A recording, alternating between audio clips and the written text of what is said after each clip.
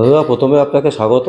আমরা যেটা শুনতে পাচ্ছি যে আপনি একটা অ্যালিগেশন এনেছেন, এবং সেই অ্যালিগেশনটা কি, কার বিরুদ্ধে এবং কেনই বা আনলেন?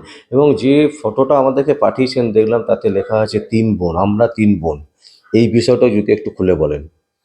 প্রথম কথা হচ্ছে, যার বিরুদ্ধে আমি অ্যালিগেশন এনেছি তার নাম হচ্ছে কার্তিক চক্রবর্তী, এবং দ্বিতীয় নম্বর হচ্ছে অপর্ণা চক্রবর্তী, তৃতীয় নম্বর হচ্ছে ওর 3 জামাই, এবং বড় জামাই তারাশঙ্কর চট্টোপাধ্যায়, যে বর্তমান মেমারিতে থাকে। সে তার মাকে প্রতিনিয়ত টাকা কড়ি নেওয়া নিয়ে মারধর করত, এবং তার দিদি মানসী ব্যানার্জি, তার একটা মেয়েও আছে।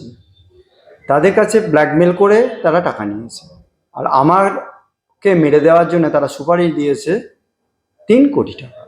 এবং এই নিয়ে বর্ধমান জেলার একাধিকবার আমি কেস রুজু করি, এবং কেসেতে ওরা বেল পিটিশন করে বেল পেয়ে যায়।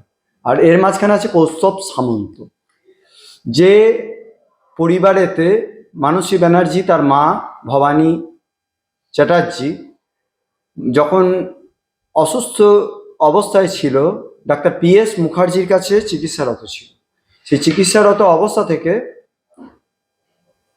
কোভিডের টাইমের সময়তে, কোভিডের আগে থেকেই, মানে কোভিডের টাইম থেকে উনি ভ্যাকসিন নেননি। ভ্যাকসিন না নেওয়ার ফলে ওনার কিডনি দুটো, ওনার স্বামী ছিল পাঁচকড়ি চট্টোপাধ্যায়, তিনি রেলের কর্মরত অফিসার। তার সমস্ত কিছু এবং LIC পলিসি বা টাকা কড়ি কি করে নিয়ে নিতে পারবে এই কার্তিক চক্রবর্তী, তার একটা মানে এমনই মোটিভেশন ছিল যে নিজের মাকেও মেরে দিয়ে নিজের সম্পত্তি নিয়ে নেবো। তার 5টা বোন আছে, ভাই আছে, ভাই বোনরা আছে, তাদেরকে মানে প্রতারিত করব। কার্তিক চক্রবর্তী একটা টোটো কেনে, সে টোটো টাকা দিয়েছে কে? এই রায়। কিসের জন্য দিয়েছে? যে ভাড়া কেটে পয়সা দেবে।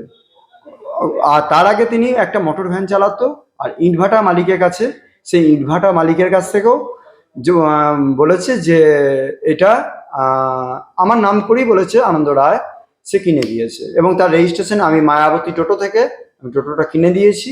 সেই টোটো কেনার পেপারপত্র আমার কাছে আছে। আর রেজিস্ট্রেশনেরও যে প্রথম হয়েছে পারহাটিতে, সেই রেজিস্ট্রেশন নাম্বার এবং রেজিস্ট্রেশন কপি আমার কাছে আছে। আমাকে মেরে দেবে কিসের জন্যে? যেহেতু মানসী ব্যানার্জি কিছু দুর্নীতি আমি ফাঁস করেছি। উনি কঙ্কর কন্টেনার অফ ইন্ডিয়ার রেলের ডিপার্টমেন্টে চাকরি করত। সেই রেলের চাকরি করা অবস্থায় উনি একাধিকভাবে পরকীয়া করে বেড়ায়। তার মধ্যে রয়েছে সুমন রায়, যার কাপাসটিগড়িতে বাড়ি, মানে পারহাটি কাছেই বাড়ি। তার নিজের স্ত্রী থাকতেও তিনি মানসী ব্যানার্জিকেই ভোগ করতেন, প্রথম কথা। দ্বিতীয় নম্বর কথা, এই কার্তিক চক্রবর্তীর প্রথম মেয়ে হচ্ছে মল্লিকা চট্টোপাধ্যায়। সে তার মেজ বোনের বরের সাথে পরকীয়ায় লিপ্ত হয়ে যায়। সেটা আমি যখন জানাই, এবং ওর শ্বশুর বাড়ি থেকে ওকে তাড়িয়ে দেওয়া হয়েছে কিসের জন্যে? যে ওর পেটে যে গর্ভজাত সন্তান, তার DNA টেস্ট করে নিয়ে আসা হোক। তারপরও আইন যেহেতু মেয়েটা একটা বেরিয়ে যাবে, সেই পরিপ্রেক্ষিতে ওখানকার লোকাল মেম্বার কমিটি থেকে বলে তাকে আইনি সাহায্য করে, তাকে বোনের চোখে দেখে তাকে তার বাড়িতে ঢুকিয়ে দেওয়া হয়। তার ননদ, যিনি মানসী ব্যানার্জি, তার স্বামী, আজকে তার স্বামী এতটাই আনন্দময়ী মা আশ্রম আছে, সেই আনন্দময়ী আশ্রমের মালিকের ভাগনা। তাহলে আনন্দময়ী আশ্রমের ভাগনা, এদের সবারই জানবেন যে যারা প্রভাবশালী ব্যক্তি বা যাদের তারা চেষ্টা করবে যে তাদের সমস্ত আত্মীয় পরিজন, তার স্বামী কেন তাকে ছেড়ে দিয়ে গেছে, যার জোড়াসাঁকোতে বাড়ি আছে পৈতৃক, প্রথম প্রশ্ন। দ্বিতীয় নম্বর প্রশ্ন হচ্ছে, কার্তিক চক্রবর্তী এতটাই ফেরোসাস, তার মায়ের একটা ডুপ্লিকেট ডেথ সার্টিফিকেট তুলে নিয়ে আসে, কিন্তু তার ভাগনারা, যেখানে মাকে মেরে ধরে তাড়িয়ে দিয়েছে, সেই তাড়িয়ে দেওয়ার পরও সেই মায়ের ডেথ সার্টিফিকেট গ্রামের একটা কোয়াক ডাক্তারের কাছে, হোমিওপ্যাথিক ডাক্তারের কাছে সার্টিফিকেট পড়ে। তার বার্নিং সার্টিফিকেটের পয়সা কে দিয়েছে? রায় দিয়েছে। তার ছোট মেয়ে নাম হচ্ছে রূপালী চক্রবর্তী, তার অলরেডি 4-5টা ছেলের সাথে ভোগ বিলাস করেছে। 5 নম্বরে হচ্ছে দীপঙ্কর চক্রবর্তীর সাথে বিয়ে হয়। দীপঙ্কর চক্রবর্তী যখন বলল যে আমাকে 40,000 টাকা ক্যাশ আর এত ভরি সোনা, আংটি, খাট, আলমারি, ড্রেসিং টেবিল না দিলে আমি বিয়ে করব না। তার প্রত্যেকটা প্রমাণ আছে।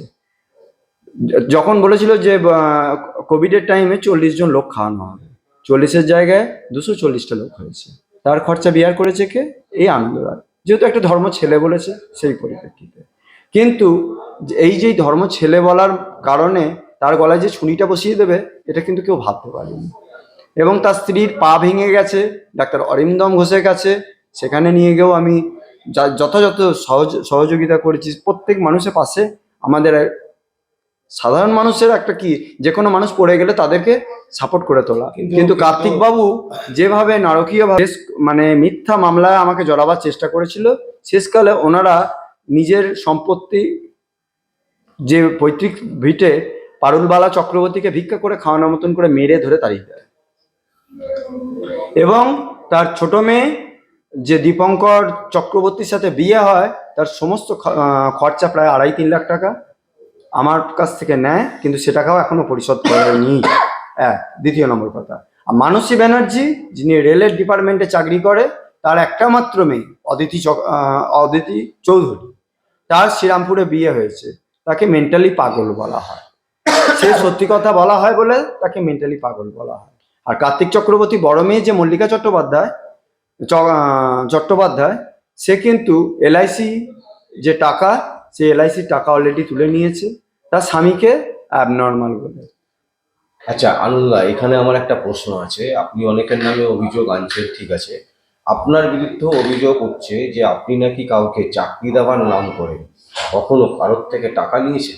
না, এই কথাগুলো যারা বলছে তাদের তো প্রমাণ দিতে হবে। প্রথম কথা হচ্ছে, যারা এই অ্যালিগেশনটা আনছে, দেখতে হবে যে আমার অ্যাকাউন্টে কোনো নাম্বারে যদি কোনো টাকা থাকে, আমার অ্যাকাউন্ট নাম্বারে ইউপিআই দিয়ে তারা কেস করুক না সাইবারে।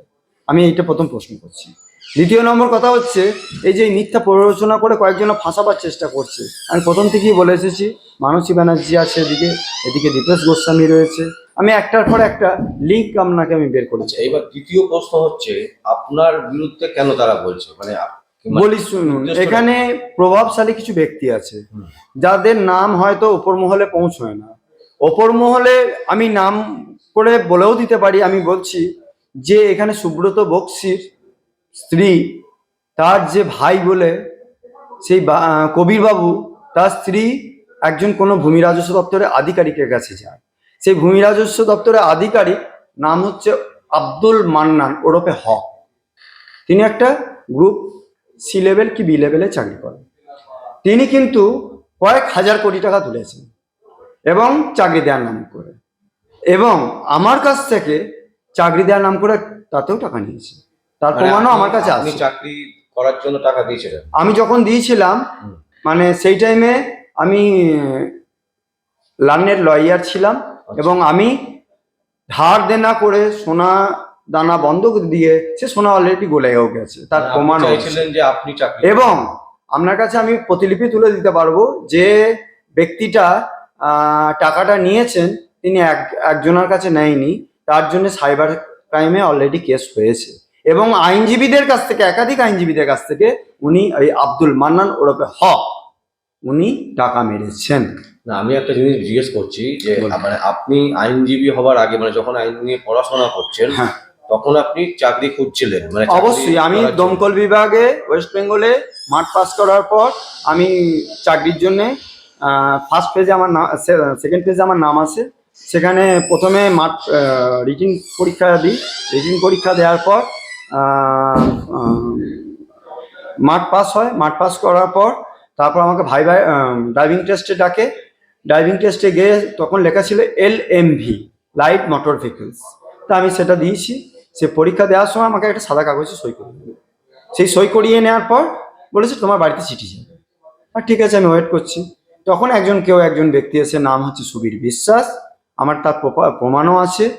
ডিজিটালের মাধ্যমে আমি তার অ্যাকাউন্টে সুবীর বিশ্বাস এবং আরেকজন ওনার সাথে ছিলেন, সেই ব্যক্তির কাছে, দুজনের নাম, আরেকটা নামটা মনে পড়ছে না, সেই ব্যক্তি অ্যাকাউন্টে টাকাটা আমি ট্রান্সফার করি। কত টাকা দিয়েছিলেন? আমি টোটাল 2,30,000 টাকা দিয়েছি, এখনো পর্যন্ত সে টাকা পাইনি ফেরত। তার ভিডিও এভিডেন্স আমার কাছে। আপনি একজন আইনজীবী নিয়ে আইন নিয়ে পড়াশোনা করছেন, আপনি তো জানেন যে 2,30,000 টাকা কাউকে ঘুষ দিচ্ছেন, এটা উচিত না। ঘুষ বলতে বলি শুনুন, যখন আমি দমকল বিভাগে ফার্স্ট পেজে পাস করেছি এবং সৃজিত বসু বাবু কাছে নিয়ে যাবে বলে আমাকে 4-5 বার নিয়ে যাব বলে, কিন্তু আমাকে চুজরো কোর্ট কম্পাউন্ডের কাছে ডেকেছেন কে? সুবীর বিশ্বাস আর আব্দুল মান্নান ওরফে হক, SDM এলা, ঠিক আছে? তিনি এমন প্রতারণা চক্রের শিকার পড়ে গেছেন। আমার যে 2,30,000 টাকা বলছে না, তুমি ক্ষতি করে যাচ্ছ, ঘর তোমার ক্ষতি করে দেবে পরমেশ্বর। আর যে মানুষের কাছে টাকা নিয়েছে, আমার টাকাটা তো ওনাকে ফেরত দিতেই হবে, উনি উইথ ইন্টারেস্ট সমেত। এবং অঙ্গনারী খরচ করে ফেলেছেন, টাকা থাকে না আদৌ তিনি টাকা খরচা করেননি। প্রথম কথা, ওনার নিজের একটা স্ত্রী আছে, সত্যি করে খুব ভদ্র মহিলা। আমি ওনার বাড়িও গেছি, তারকেশ্বরে মির্জাপুরে ওনার বাড়ি। আর উনি একটা ট্রেজারি অ্যাকাউন্ট বলে টাকাটা প্রতিক্ষেপে নিতেন। আমি যখন দেখলাম যে এটা পুরো প্রতারণা চক্রের মধ্যে আমরা পা দিয়ে ফেলেছি, তখন দেখা গেল যে সেই ব্যক্তিটা কিন্তু একদম পুরো ফ্রড।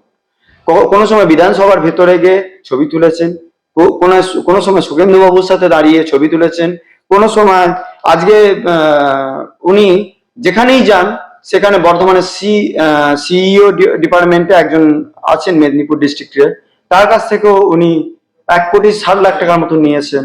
এবং ভূমি জমি জায়গা রেজিস্ট্রেশন কাটিয়ে দেওয়ার নাম করে উনি কিন্তু টাকার পর টাকা লুটে গেছেন। এবং এখানকার বর্তমান একাধিক আইনজীবীকে এরকম প্রতারণা চক্রের শিকার। আর একটা জিনিস বলছি, আপনি এই চাকরি পেলেন না, মানে ঘুষ দেওয়ার পর চাকরি পেলেন না, তারপরে কি আপনার মনে হলো যে আপনি আইনজীবী করবেন? এবং না, আমি আইনজীবী নিয়ে বলি,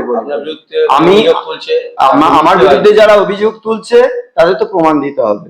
আমি তো প্রমাণ দিয়ে কথা বলি, প্রমাণ ছাড়া কথা বলি না, প্রথম প্রশ্ন। দ্বিতীয় নম্বর কথা, যে ব্যক্তিরা এই আমার নামে অ্যালিগেশনটা দিচ্ছে, সেই ব্যক্তিরা কার অ্যাকাউন্টে টাকা দিয়েছে? আমার অ্যাকাউন্টে? আমি প্রথম প্রশ্নটা হচ্ছে আমার অ্যাকাউন্টে কেউ টাকা দেয়নি। এবং অনেক সিভি, আমি বলি আমার, শুনুন, আমার বাবা একটা, মা একটা, আর আমার ডকুমেন্টসও একটাই, আমার পরিচয় একটা, ঠিকানাও একটা। আর আমার বাড়ি, আমার বর্ধমান জেলার মেমারিতে নতুন বাস স্ট্যান্ডের সামনে আমার বাড়ি। তা সেখানে আমার বাড়ির জায়গাতে যেখানে আমি একটা রাজপরিবারের ছেলে, আমি কিসের জন্য আপনার টাকা নিতে যাব? প্রথম প্রশ্ন। দ্বিতীয় নম্বর কথা, মানুষ চায় একটা সরকারি চাকরি হোক, কিন্তু সরকারি চাকরির জায়গায় গিয়ে যে এত দুর্নীতির পরিমাণ বেড়ে গেছে, চাকরির জায়গা চাকরি কোথায় পাচ্ছে মানুষ? প্রথম প্রশ্ন। দ্বিতীয় নম্বর কথা, এই ঝকঝকে রাস্তা, চকচকে আলো, সব করছে একদম ভালোর জায়গা আর কিছু দেখতে পাবেন না। এই নিত্যানন্দ ব্যানার্জি যে মেমারি জেলা পরিষদে মেন্টর হয়েছিলেন, তিনি যে কত দুর্নীতি করেছেন, আজকে প্রতিনিয়ত আপনারা বিরোধী দলনেতার বা যারই ব্যাপারে কথা বলতে যাই, দেখতে যাবেন যে একটা পারমিশন নিতে হয়। কিন্তু রাজ্য সরকারের শাসক দলের যারা কর্মচারী রয়েছে, তারা কি আদৌ পারমিশন নেয়? পারমিশন নেয় না। বলছে শুভেন্দু বাবু ওখানে মিটিং করছে, তাহলে আমাকে ওই জায়গাতে আবার মিটিং করতে হবে। আচ্ছা, মিটিং এর টাকাগুলো কোথা থেকে ওঠে জানেন? আজকে আপনি দেখুন যাদের নাম করছি আমি, প্রত্যেকটা জায়গায় প্রত্যেকটা RTI করলে দেখা যাবে, এবং RTI আমি করেছি, পুলিশ ইন অ্যাকশনও করেছি। এবং যারা আমার টাকা কড়ি নিয়েছে, এই টাকা কড়ি নিয়ে অনেক কথা বলেছে। টাকা আমার 2.5 লাখ টাকাটা হয়তো খুব কষ্টের, চোখের জলে টাকা। আমার মা আজকে বিছানা শয্যাশায়ী, আমার বাবা বিছানা শয্যাশায়ী। আমাদের ধরুন একটা নর্মাল ঘরের ছেলের কাছ থেকে 2.5 লাখ টাকা লকডাউনের টাইম থেকে এখনো পর্যন্ত, মানে যে টাকাটা গ্রহণ করেছে, যে ব্যক্তিরা নিয়েছে, তাদের বিরুদ্ধে কিন্তু একাধিক ভুরি অভিযোগ আছে। আচ্ছা, আর একটা জিনিস আপনার কাছে বারবার অভিযোগ হচ্ছে, যেটা হচ্ছে আপনারা নাকি বাড়ি ফিরছেন না। আমাকে আজকে বাড়িতে গিয়ে আপনার মায়ের সাথে একটা ছবি পাঠাবেন? অবশ্যই পাঠাতে পারবো, কেন পাঠাতে পারবো না? কে বলছে আমি মেমারিতে বাড়িতে থাকি না? আমি তো মেমারি থেকে টিকিট কেটে এসেছি, সে টিকিট আমার পকেটেও এখনো আছে। না, আমি আমার মেমারিতে না, আমি মেমারি থেকে আসছি, মেমারি স্টেশন বাজারে, ওখানেও CCTV ক্যামেরা আছে। বাস স্ট্যান্ডে আমার বাড়ি, সেখানেতেও CCTV ক্যামেরা আছে। এবং আমার CCTV ক্যামেরার চারিদিকে প্রচ্ছন্ন মদতে, আমি বারবার বলছি, প্রচ্ছন্ন মদতে রাজ্যের শাসক দলের কিছু মানুষ গায়ে পড়ে ঝগড়া করে মারপিট করছে। কেন কেননা আপনার মারপিট কাছে করার কেন? কারণটা কি জন্য বলি, আমি সত্যতাটা তুলে ধরেছি। বা মাননীয় ভাইস চেয়ারম্যান স্বপন বিশ্বাস মহাশয়, তিনি নিজের বাড়ির কাছে এত সুন্দর ঝকঝকে রাস্তা করে রাখা দিচ্ছে, কিন্তু বাইরে রাস্তাঘাট বা ড্রেন বা আমি যেদিকেই তাকাবেন আমি তার সমস্ত কেপ টু দ্য রেকর্ড। আমার একটা টেকার ছিল 2008 সালে, সেই টেকারটার জন্য উনি 60,000 টাকা নিয়েছেন। আচ্ছা, বিশ্বাস হার্ডওয়ার্স, বিশ্বাস হার্ডওয়ার্সের সামনে সে টাকা দেওয়া হয়েছে কিসের জন্য? তৃণমূলের উন্নয়নের খাতে জমা করার জন্য। মানে আপনি টেকার কিনেছেন তো দোকান? আমার টেকারটা চলতেও দেয়নি, সে টেকারের পেপারও আমার কাছে আছে। স্বপন বিষয়ই নিয়েছে এবং বিশ্বাস হার্ডওয়ার্সের সামনে সরকারি জায়গার উপরে একটা গুমটি করে দিয়েছে, সে হার্ডওয়ার্সের দোকানদাররাও সাক্ষী আছে। এবং ওনারা কিভাবে মানে মদতপুষ্ট হয়ে টাকা নিচ্ছেন একটা ওয়াটার ইরিগেশন জায়গায়, ওপর কি করে বাড়ি হয়? আচ্ছা, জিটু পারমিশন করতে গেলে, এই যে কিছুক্ষণ আগে আমাদের আর একজন আইনজীবী শ্রমিক বাবু একটা কথা বললেন যে যে এলাকার মেয়রের কথা বললেন, কিন্তু আমি মেমারি পৌরসভার চেয়ারম্যানের কথা বলছি। যে পরিমাণ জিটু পারমিশন দিয়েছেন এবং সেই জিটু পারমিশনে যে rules and regulation and guidance দেওয়া দরকার, এখানে বিধানসভার মার্শাল সাহেব, যেখানে একটা আপনি নিজে খোঁজ নিলে জানতে পারবেন, একটা জস ফ্ল্যাট বলে ফ্ল্যাট কিনেছে, সেখানে দেওয়া বলেছিল যে আমরা সেট করে দেব, কিন্তু সেটা খাস জায়গার উপর করা হয়েছে। পারমিশনেতে কে তখন ছিল দায়িত্বে? মেমারি পৌরসভার চেয়ারম্যান ছিল, এবং মেমারি পৌরসভার চেয়ারম্যানেরও ওখানে একটা ভাগিদার অংশ, এবং লুটেপুটে নিয়েছে এলাকার থেকে। আর দ্বিতীয় নম্বর কথা, যারা যারা এখানে প্রচ্ছন্ন মদতে পেছনে লাগার চেষ্টা করছে, পেছনে লেগে আমার কিছু হবে না, কারণ আমি সত্যের পথে আছি। এবার আমার শেষ প্রশ্ন যেটা হচ্ছে তৃণমূলের মানে এই বিষয়টা, এটা আপনারা কিভাবে মানে কোর্টে কি কোনো বলি, আমি এই বর্ধমান জজ কোর্টে এইটা অ্যাপিল করেছিলাম। অ্যাপিল করার পর বর্ধমানে পেশকার, আমি বারবার বলছি পেশকার কোর্টটাকে, আর ওখানে জীবানন্দ বোস আর শান্তি ওরফে রাজকুমার গুহ, উনিও আমাকে একাধিকবার ডায়ার সিকোয়েন্সে মেরেছে। আমি আপনাদের খবরেতে একবার নয়, দুবার নয়, 5বার নয়, 100 বারই বলে গেছি। ওরা মারতে চেয়েছে কিসের জন্য? একটা মাথার দাম 3 কোটি, কেউ 5 কোটি টাকা দাম দিচ্ছে। আর তার বাবার পৈতৃক জায়গায় তো আছে 100 কোটি টাকা, সে চুরি করতে যাবে কেন? প্রথম প্রশ্ন। সে তো তার বাবার জায়গা, তো তার বাবার জায়গা ছেড়ে অন্য কারোর জায়গায় থাকতে যাবে? থাকতে যাবে না। আর চেয়ারম্যানরা চেষ্টা করেছিল যে বাড়িঘরটাকে কি করে লুটে ফুটে নেবে। আর আমি বারবার বলেছি বর্ধমানে যাকে শ্যামাপ্রসন্ন লোহারকে, সেখানে আমি বলবো বর্ধমানে যিনি এমএলএ আছেন খোকন দাস বাবু, তিনি কিন্তু আমাকে অনেক হেল্প করেছেন। আর শ্যামাপ্রসন্ন লোহার তিনি কিন্তু দুগোড়ের চান, এবং উনি কাটোয়াতেও দেখবেন রবি চ্যাটার্জি আজকে কাটোয়া, কানলা বা চারিদিকে আপনি দেখবেন যে একটার পর একটা। আর এখন বালি খাদান যেগুলোতে দেখবেন প্রত্যেক দিন নিউজেতে বেরোচ্ছে, ইডি, সিবিআই বা এনফোর্সমেন্ট ডিপার্টমেন্টে যারা পুলিশ আধিকারিকরা রয়েছে, বা এমনি সাধারণ ওয়েস্ট বেঙ্গল পুলিশ অফিসাররা রয়েছে, তারা কিন্তু দিনরাত কায়িক পরিশ্রম করে এই কাজগুলো মানে বালি পাচার চক্র বা আটকানোর চেষ্টা করছে। কিন্তু এখানে দেখা যাবে বালি পাচার চক্রের মেন কান্ডারি করে রয়েছে বর্ধমান বারের সেক্রেটারি সদন্তার সালা, যিনি বর্তমানে রাজকুমার গুহ। তার এত সম্পত্তি হয় কি করে?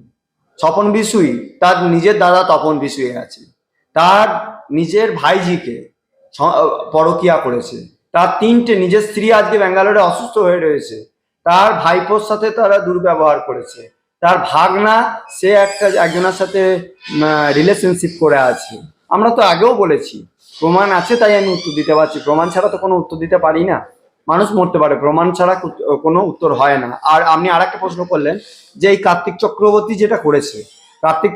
যেটা করেছে নারকীয়ভাবে করেছে। কার্তিক চক্রবর্তী ধর্ম ছেলে বলে সে কিন্তু আমার পেছনে বাঁশটা দিয়েছে, বাঁশ দিয়ে কিন্তু তার কিছু লাভ হয়নি, সে কিন্তু নিজে আরো কোমরের দড়ি পড়ার জায়গা রেখেছে। ও যেভাবে আমাকে মেরেছে তার প্রমাণপত্র আছে, পারহাটি হসপিটালেতেও প্রমাণপত্র আছে, বর্ধমানে হসপিটালেতে ভর্তি ছিলাম তারও প্রমাণপত্র রয়েছে, এবং ওনার বড় মেয়ে যে আবাসন করেছিল তার প্রমাণপত্র তোলা হয়েছে, এবং ওনার যে বড় জামাইয়ের মা মারা গেছে বাঁশবেড়িয়াতে, তার প্রমাণপত্র তোলা আছে। কে সই করেছিল ব্যক্তিটা, সেই ব্যক্তিটা আমি।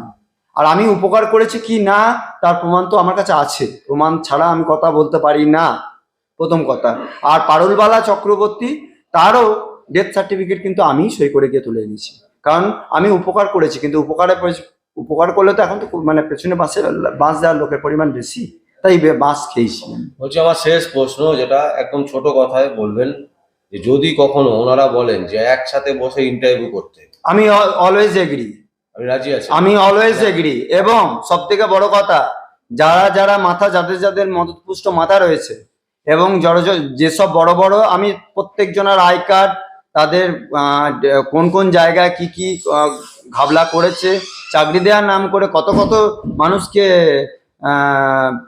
প্রচ্ছন্ন মদতে পয়সা লুটেছে, আমি নাম ধরে ধরে বলছি তো একটার পরে একটা। ভূমি রাজস্ব দপ্তরের নাম করে বলে দিচ্ছি, যে হক আব্দুল মান্নান ওরফে হক, আর ডি সামন্ত বলে দীপঙ্কর সামন্ত নামে একটা কানলা থেকেও কেস হয়েছে, এটা তিনি একটা মদের লাইসেন্স করে অন ডকুমেন্ট আমার কাছে না, আমি সেভারেল আইনজীবীর কাছে আমাকে প্রাণে যখন তখন মেরে দিতে পারে সেই চিন্তা ভাবনা করি আমি। কিন্তু সমস্ত এটা একাধিক জায়গায় আমরা একাধিক জায়গায় পাঠিয়েছি, এবং আইনের জায়গায় আমরা কিন্তু পুলিশ ইন অ্যাকশন মামলা আমি একাধিকবার করেছি, এবং তার জন্য তার সঠিক উত্তর পেয়েছি। এই কদিন আগেও একটা মুড়ি মিলের কেস নিয়েও আপনাদের কথা বলেছিলাম, সেখানেও সঠিক উত্তর পেয়েছে। এবং এই ধনেখালিতে একটা ডাকাতি কেস হয়েছিল, সেটাতেও সঠিক অ্যান্সার এসেছে। এবং যারা যারা এই মদতে রয়েছে তাদের সবকটাই কিন্তু গভীর মানে জলের মাছ, এবং তারা কিন্তু সর্বনাশের জায়গায় নিজেদের জায়গা নিজেরা পড়বে। অসংখ্য অসংখ্য ধন্যবাদ।